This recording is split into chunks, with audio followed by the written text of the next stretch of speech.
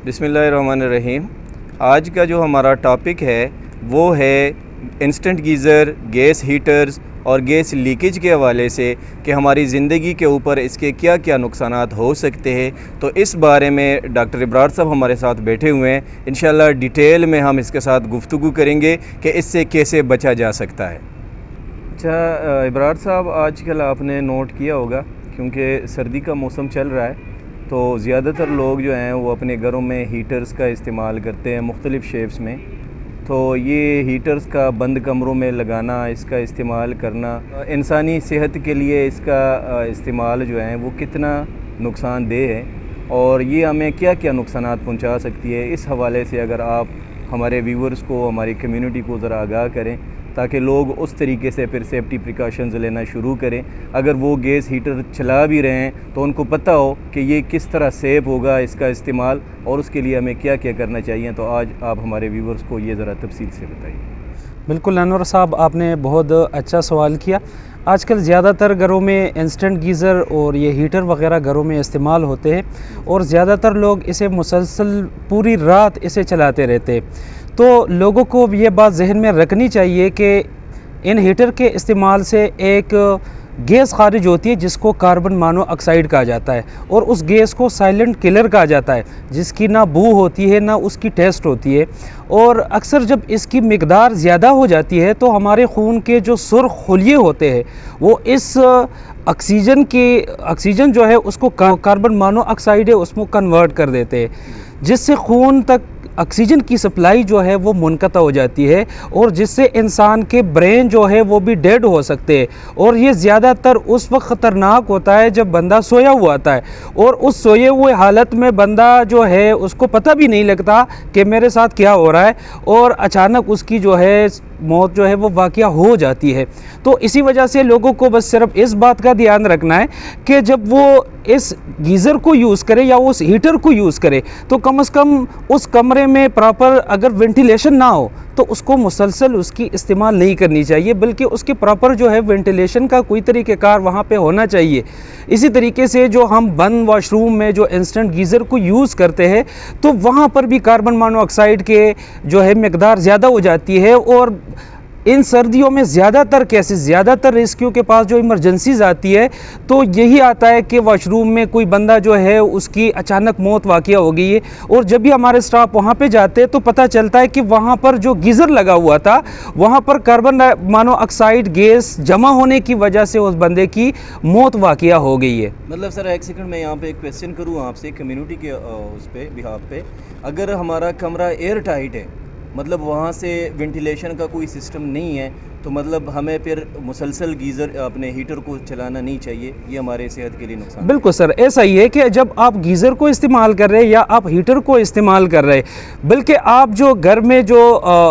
लकड़ियों से जो आग जलाते हैं, ज़्यादातर इलाकों में इस तरह भी होता है कि कमरे को गर्म करने के लिए वहाँ पर वो लकड़ियाँ रखते या कोयला रखते, तो उस चीज़ के जलने की वजह से भी वहाँ पर कार्बन मोनोऑक्साइड गैस जो है वो जमा हो सकती है। और याद रखिए ये एक साइलेंट किलर है,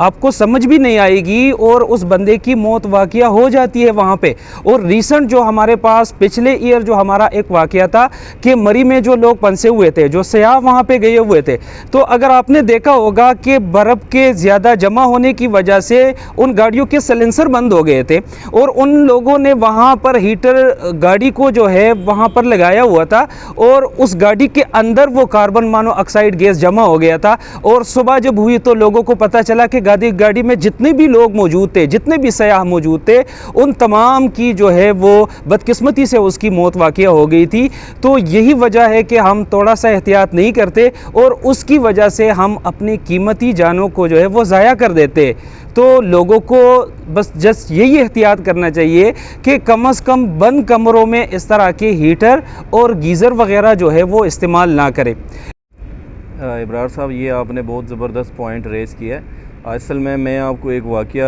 अपने व्यूवर्स के साथ शेयर करना चाहता हूँ। आज से तकरीबन 2-2.5 साल पहले हमारा तख्तबाई का एक स्टेशन है, उसका इलाका है फिर सद्दो, वहाँ पे एक घर में शादी हो रही थी। आज आपको पता है शादी के घर में जब लाइट चली जाती है तो लोग जनरेटर ऑन कर देते हैं और ताकि जनरेटर की आवाज़ ना आए, डिस्टर्बेंस ना हो, तो इस वजह से उन्होंने एक जनरेटर को लेके एक रूम में लॉक कर मतलब रख दिए अंदर।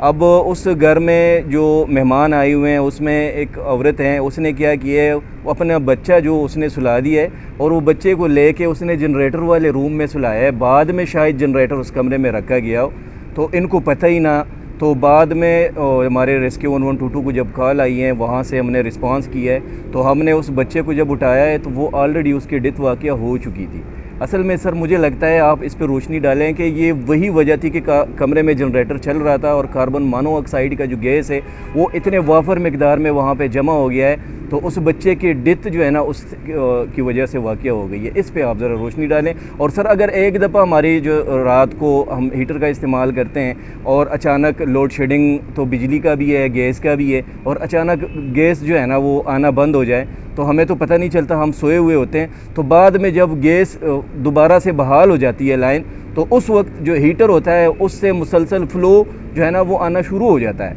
तो उस वक्त हम सोए हुए होते हैं। इससे में जो है ना क्या नुकसान होगा? बिल्कुल अनवर साहब, जिस तरह मैंने आपको बताया कि कार्बन मोनोऑक्साइड गैस जो है वो एक साइलेंट किलर है, और जब मुसलसल किसी जगह पे जनरेटर लगा हुआ होता है तो जनरेटर के लगने की वजह से भी वहाँ पर कार्बन मोनोऑक्साइड गैस की मिकदार जो है वो ज़्यादा हो जाती है, और ये एक साइलेंट किलर है। लाजमी इसकी वजह से मौत ही वाक़या हो जाती है, और इस बच्चे की मौत भी इस वजह से वाक़या होगी कि वहाँ पर कार्बन मोनोऑक्साइड गैस जो है वो काफ़ी मिकदार में जमा हो गई थी। और यही एहतियात है जनरेटर के हवाले से भी कि जब भी आप किसी जनरेटर को आप यूज़ करेंगे तो आप उसको किसी बंद कमरे में यूज़ नहीं करेंगे, बल्कि किसी ओपन एरिया में आप उसे यूज़ करेंगे। और जिस तरह आपने गैस की बात की कि अक्सर इन सर्दियों में गैस की भी लोड शेडिंग हो जाती है, तो जब दोबारा गैस आती है तो कमरे में वो गैस जमा होना शुरू हो जाती है, बंदा उसको इनहेल करता है, एक स्टेज इस तरह आ जाता है कि उस गैस के इनहेल होने की वजह से उसकी मौत वाक़या हो जाती है। तो हमें एहतियात करना चाहिए कि जब भी हम सोने के लिए जाए तो हमें जो हीटर हमने लगाया हुआ है उसको हमने ऑफ़ करना चाहिए हमें, ताकि जो है वो गैस हमारे कमरे में जमा ना हो जाए और हमारी कीमती जानें जो है उसको हम ज़ाया होने से बचा सकें। बिल्कुल सर, जैसा आपने बताया कि इस गैस को इनहेल करने से इंसान की डेथ वाक़या हो सकती है, इसी तरीके से अगर हम हमारे किचन में या रूम में ये गैस जमा हो या गैस लीकेज हो और उस दौरान हमें महसूस हो कि इस कमरे में गैस लीकेज है, तो हमें इलेक्ट्रिक बटन्स जो लाइट की बटन ऑन ऑफ़ नहीं करनी चाहिए। अगर इस बटन को हम ऑन करेंगे तो ऑन के साथ भी, और अगर ऑन है तो ऑफ़ के साथ भी होता क्या है, वो स्पार्क प्रोड्यूस करता है, और जब ये स्पार्क प्रोड्यूस हो जाए तो गैस को आग लगने के लिए छोटी सी स्पार्क जो है ना वो इनफ है। तो उससे बहुत बड़ा जो है ना हादसा हो सकता है, बहुत बड़ा एक्सप्लोजन हो सकता है, और ये हुए हैं। ये हमारी कम्युनिटी में ऑलरेडी जो है ना ये रिपोर्टेड है कि इस तरह के वाक़यात हो। तो अगर हम ये महसूस करें तो वहाँ पे हमें बिल्कुल इलेक्ट्रिक बटन्स को ऑन ऑफ़ नहीं करनी चाहिए, बल्कि हमें डायरेक्ट जो है ना वेंटिलेशन की तरफ जाना चाहिए। वहाँ पे जो खिड़कियाँ है, जो रोशनदान है, जो भी वहाँ का वेंटिलेशन सिस्टम है, एग्ज़ास्ट भी हमने ऑन ऑफ़ नहीं करना, ठीक है। ये खिड़की रोशनदान इसको हम खोलें ताकि वहाँ से सारा गैस जो है वो उसकी अखराज हो सके, और उसके बाद जो है ना हम लाइट वगैरह ऑन करें जब हमें तसल्ली हो जाए कि अभी इस वक्त हमारे रूम के अंदर कोई गैस मौजूद नहीं है। तो ये जो सेफ्टी प्रिकॉशन है ये हमें बहुत बड़े हादसे से, बहुत बड़े सानहे से हमें और हमारी कम्युनिटी को, हमारे घर को, हमारे बाकी जो इर्द गिर्द का माहौल है उसको हम फायर लगने से बचा सकते हैं। हमारा आज का ये मैसेज कम्युनिटी के लिए था, और हम उम्मीद करते हैं कि हमारी कम्युनिटी को इससे बहुत बड़ा फ़ायदा होगा नुकसानात से बचने के लिए। अगर इस एहतियाती तदाबीर पे अमल किया जाए तो हम बहुत बड़े हादसे और सानहे से बच सकते हैं।